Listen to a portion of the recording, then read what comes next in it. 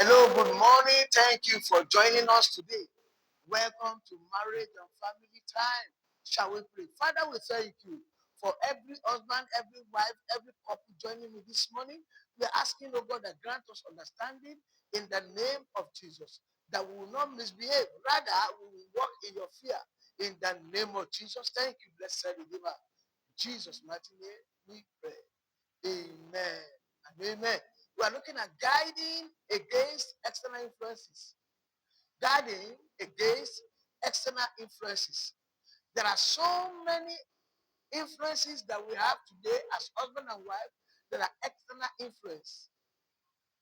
We need to identify them with that they are external influence.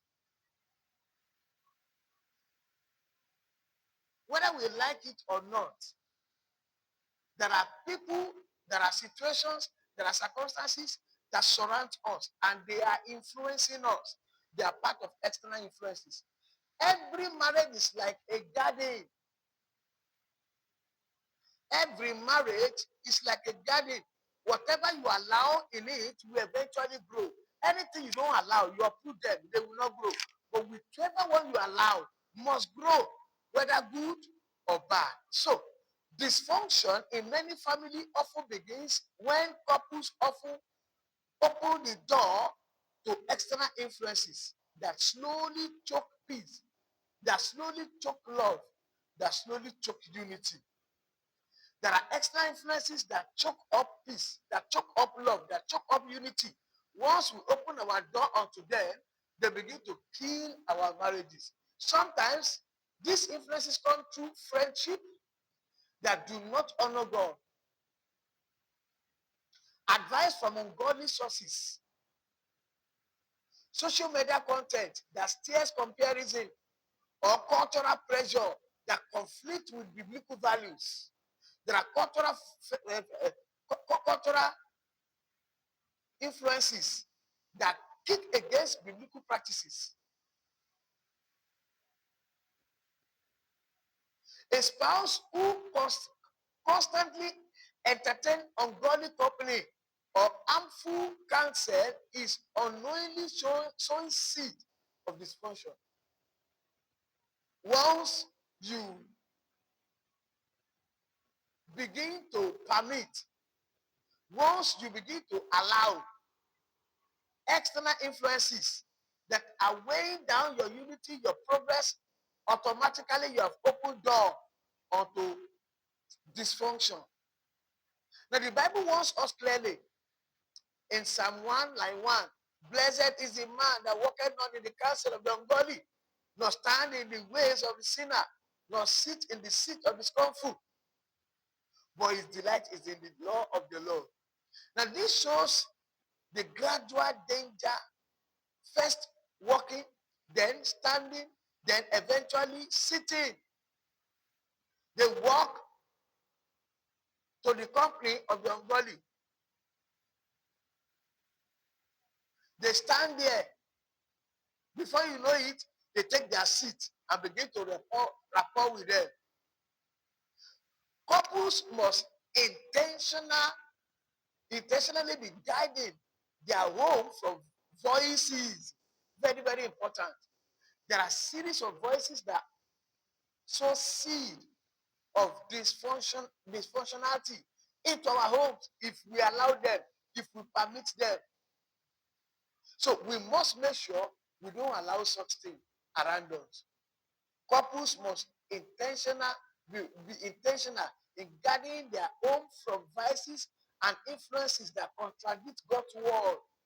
Any influence that contradicts God's word, don't allow it.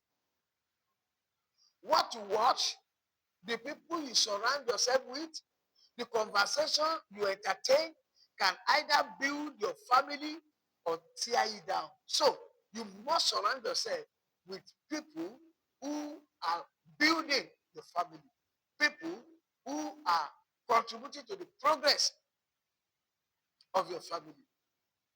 And God will help us in Jesus' name. Practical steps for couple. Any couple that wants to guard against external influences, there are steps that must be taken. There are external influences. And what are these influences? One, audit your influence. Audit your influence. Together review your friends, online engagement, mentors. Ask yourself, do they draw me closer to God or away from God? When you have audited your influences, ask yourself, this one, is it drawing me closer to God or drawing me away from God? 2, set boundaries. Agree as couples on what kind of entertainment, relationship, and counsel you will allow in your home. You don't need to allow everything. No. So what type of engagement, what type of relationship, what type of counsel will you permit in your home? Number 3, encourage godly fellowship. Surround yourself with the believers and mentors who model godly marriages. There are people that naturally model godly marriages. Very importantly, we must make sure we encourage godly fellowship. And finally, practice discernment. Practice discernment. Always weigh advice or suggestions against God's word before acting. Don't just act. Weigh the thing up before you act. And God will help us in the name of Jesus. Let's not forget that tomorrow by 6 a.m. we are coming back again. But as for today, what are you going home with? You must know that you need to guard your heart against external influence. Don't allow external influence his way into your family, into your marriage. And the Lord will bless us in the mighty name of Jesus Christ. Don't forget, tomorrow we are coming back.